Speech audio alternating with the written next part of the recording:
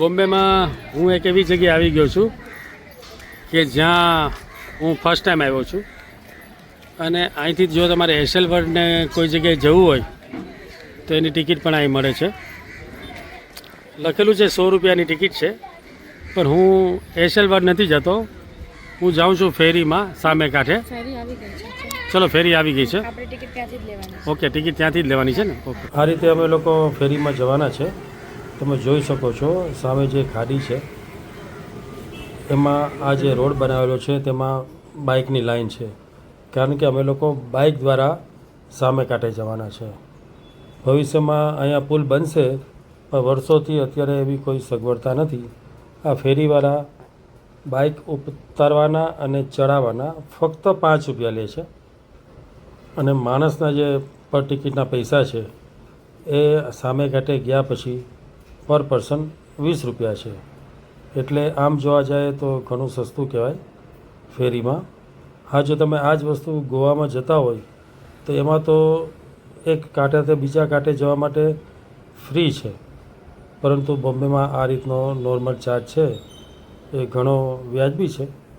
અમે લોકો આ રીતે ફેરીમાં જઈ રહ્યા છે.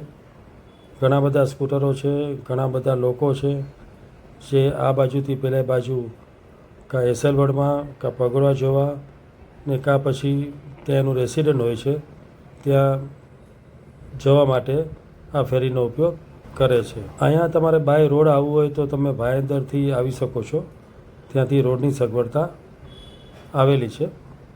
પરંતુ તમે બોરીવલીથી કે કાંદીવલીથી કે મલાડથી આવવું હોય તો તમારે સામે કાંઠે જવા માટે ફેરીનો જ ઉપયોગ કરવો પડે છે. બસ હવે અમે લોકો પહોંચી ગયા અને બાઇક અમારું બહાર કાઢી લીધું. અહીંયાથી અમારે પાછા બાય રોડ જશું પગોડા જવા માટે. તમે સામેનો નજારો જોઈ શકો છો જે બોમ્બેનું બોરીવલી સાઈડ છે, અને વચ્ચે આવી નાની નાની હોડીઓ ચાલે છે. અમે લોકો રેડી છે જવા માટે. ચલો તમને આગળ બતાવું. દોસ્તો, તમને આ જગ્યા જોઈને એવું લાગે છે કે તમે મુંબઈમાં છો. કેટલી સરસ મજાની ગ્રીનરી છે, રોડ રસ્તા એકદમ ક્લીન છે. તમને એવું લાગશે કે અમે કોઈ એવી જગ્યા ઉપર આવી ગયા જ્યાં નજીકમાં જ બીચ છે. તમને ગોવા કે દમણ જેવી વાઇબ્સ આવશે. દરિયાકાંઠાના ગામ આવા જ હોય છે અને એની મજા કંઈક અલગ જ હોય છે. અને બાઇકમાં જવાની મજા તો ખરેખર અમને બહુ આવી, કારણ કે અમે આરામથી ત્યાં પહોંચી શક્યા. બપોરનો ટાઈમ હતો પણ ગરમી એટલી હતી નહીં, અને લોકો ત્યાં જવા માટે થઈને બસ અને કારનો ઉપયોગ કરે છે, પરંતુ એના માટે ઘણું બધું ફરવાને હોવાને હિસાબે એના માટે જ અમે આ સ્કૂટર પસંદ કર્યું. પગોડા હવે નજીકમાં જ છે. કાર બધી દેખાઈ રહી છે. નજીકમાં જ ક્યાંય પાર્કિંગ હશે. અમે લોકો પણ અમારી સ્કૂટર પાર્ક કરશું અને પછી ચાલીને ત્યાંથી પગોડા જોવા જશું. સામેની સાઈડ તમે જે જોઈ રહ્યા છો ને એ પાર્કિંગ એરિયા છે. ત્યાંથી તમારે ચાલીને આવવાનું છે ડેસ્ટિનેશન ઉપર. હું જઈશ એટલે તમને બતાવીશ કે શું છે શું નહીં.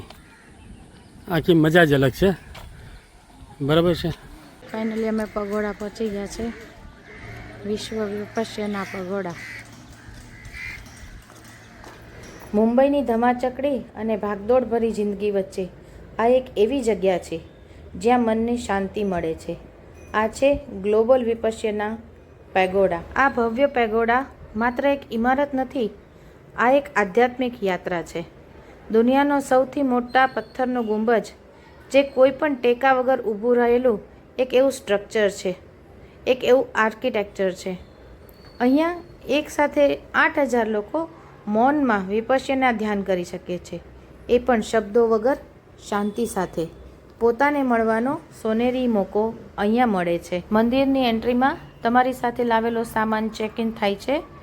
ચેક કર્યા પછી લેડીઝ જેન્ટ્સની લાઇન પણ અલગ છે, અને તમે ત્યાંથી ડાબી બાજુ થઈ અને જમણી બાજુ થઈ જેમ લેડીઝ જેન્ટ્સની લાઇન છે એ પ્રમાણે તમે અંદર એન્ટ્રી કરી શકો છો. અમે અંદર ગયા ત્યારે અમને બોલાવવામાં આવ્યા કે 40 મિનિટનો અંદર શો છે.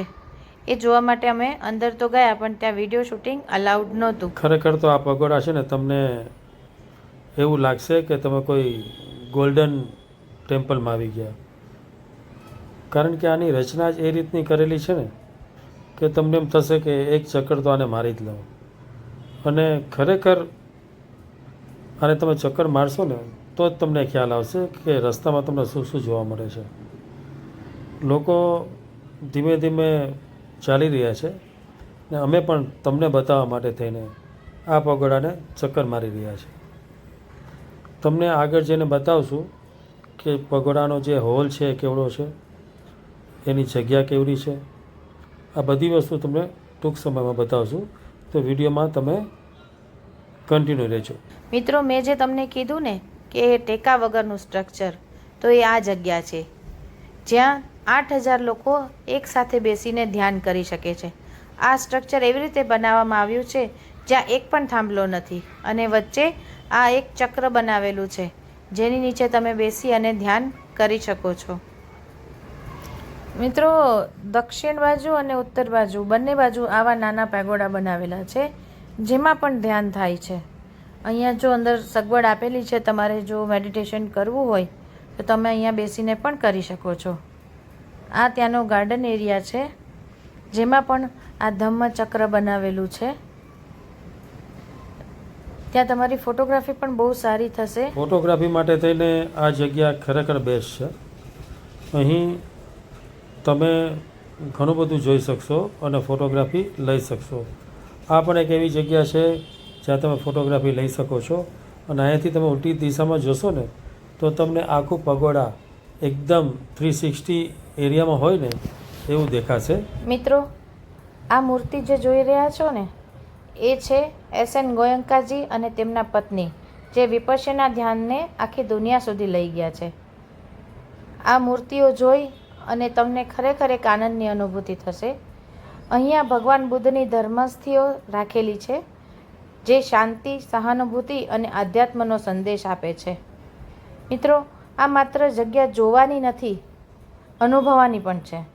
અહીંયા તમને આંતરિક શાંતિ અને મનને જે શાંત કરે તેવી સુખની પણ અનુભૂતિ કરે છે અને જે શાંતિ તમારા આત્માને પણ સ્પર્શે છે. આ પગોડાની જે ફરતે ત્રિજ્યા જે કહેવાય, જે ગોળાકાર, એ ઘણો મોટો એરિયો છે.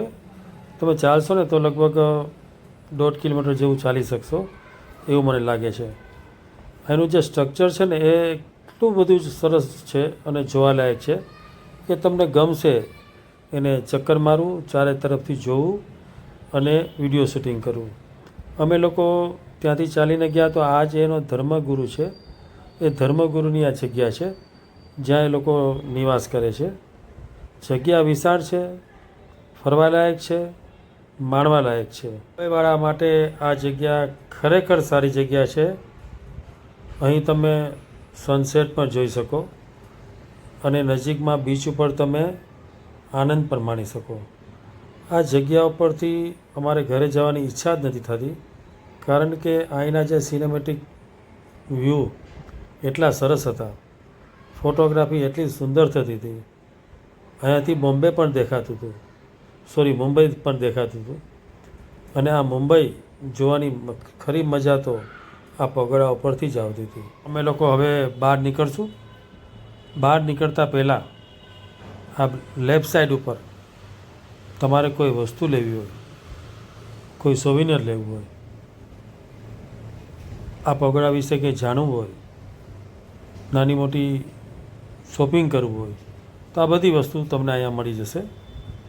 આ તો અમારું મ્યાનમાર વિપશ્યના કેન્દ્ર અથવા તો પગોડા જેને આપણે કહીએ છીએ, જે મુંબઈમાં આવેલું છે.